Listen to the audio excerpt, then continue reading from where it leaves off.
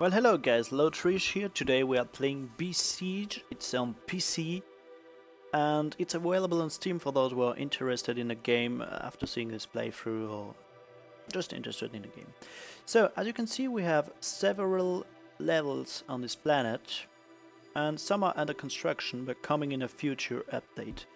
And what's great is that you won't have to pay for those updates after what I've heard, because when I bought this game I had just Ypsilon and Tolbrand wasn't available. So, until other game companies make you do it, this one just gives you those worlds free. I'm looking at you, EA, with your $60 DLCs and season passes. But anyway, just begin on Ypsilon.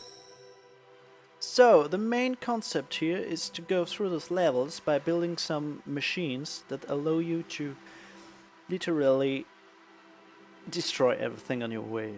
It's the kind of way to say it. So, here we have a construction box, and be aware of the fact that to fulfill the objective you have to build a machine that is set in the construction box. But if you just want to have fun and to replace some missions and make some huge machines, you can disable the box and enter free build mode, yeah? But we are going to... This here's a walkthrough, so we want to do this, and so I'm going to build the most basic machine I can build to just show you the basics of the game, guys. So, let's say, to begin with, here we have the blocks, yeah? You have the basic blocks, you have the locomotion blocks, mechanical blocks, weaponry blocks, flight blocks, and armor blocks. So, I always begin with to build the base of my machine with those basic blocks.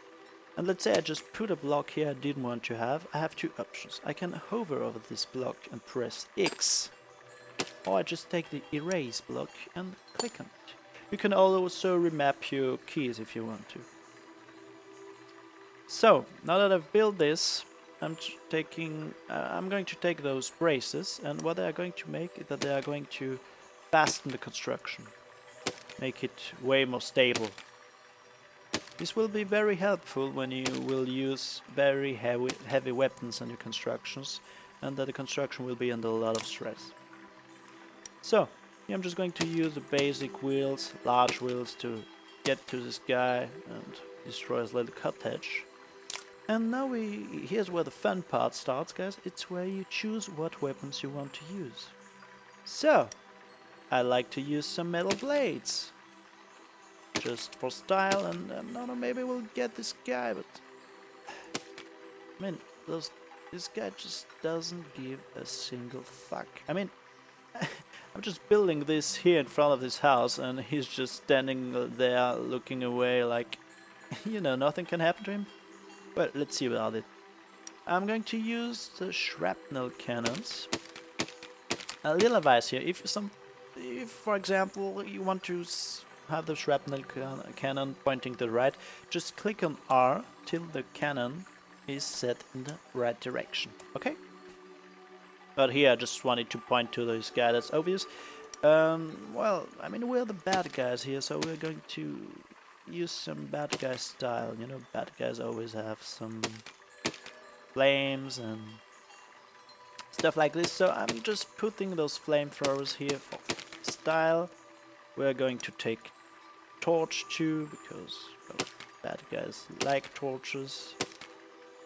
And we should always also, before we begin, we should watch key mapping, and see what is set to what. So, to use the flamethrowers we use Y, to use the cannons we will use C, and to get our machine going to this cottage we're going to use the up arrow, and if we want to go back, the down arrow.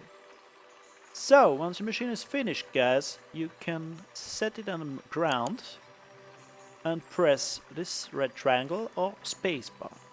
So, here we go, guys. Activate style. And let's run this guy's home over. I'm going to use my shrapnel cannons with C. And look at this guy, like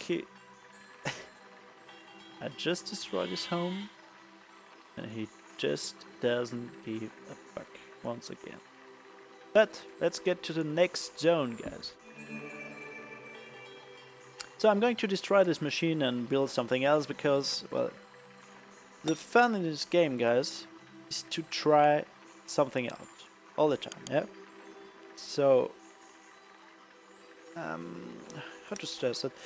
You should put some extra time in just trying out some weird combinations or machines you think won't work, but you know, I've played these games a couple hours, and at first you just try something out for fun, and after several hours it becomes something very funny to use, and moreover it's really rewarding to see how well you came up with an idea first, and then you just developed your idea till it became the end product, which is always funny to use. Also, the steps till you get to the main product are always hilarious, really.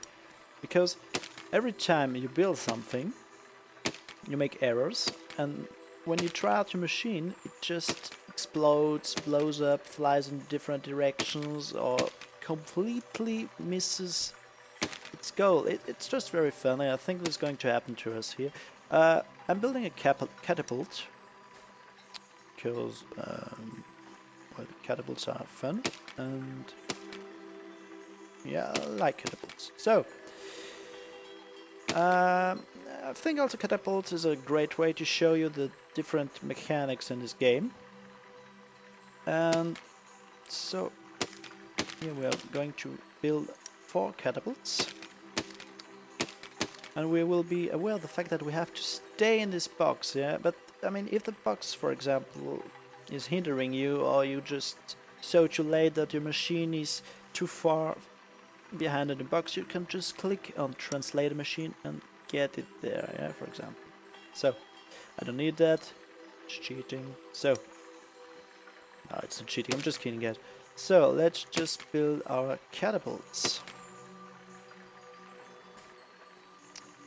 So as you can see, I'm going to use this piece here. What it does basically is that if you click on the spacebar, you know, well, it just rotates on the side where the more weight is put in, yeah?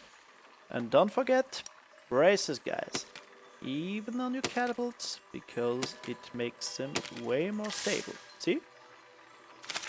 So, now we need some counterweight on the other side.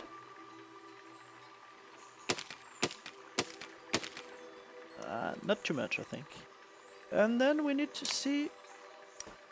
So, take this holder here, put it on the end of your catapults. Okay, those catapults are too narrow. Well, let's just put it... Well, just destroy those catapults. And make 2 catapults. You see? I already changed my project. And now we're going to use those springs. So you see they are contractable if you hold L. So this comes 4th when we activate L. So springs. I think 2 should be enough. And let's test it out just to see if it works. So you see, it's just too funny. I think I'm going to use more braces here because, well, as you can see, I didn't use nearly enough of them.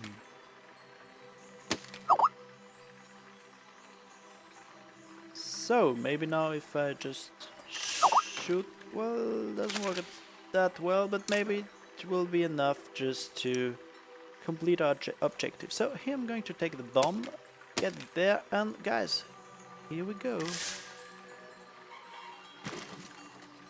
Way over the objective. Let's try this again, guys. Yeah, guys, just did it. So, I hope you enjoyed this video. This was the first episode of my Besiege walkthrough. And guys, I'll see you next time for the next levels. Stay tuned for more.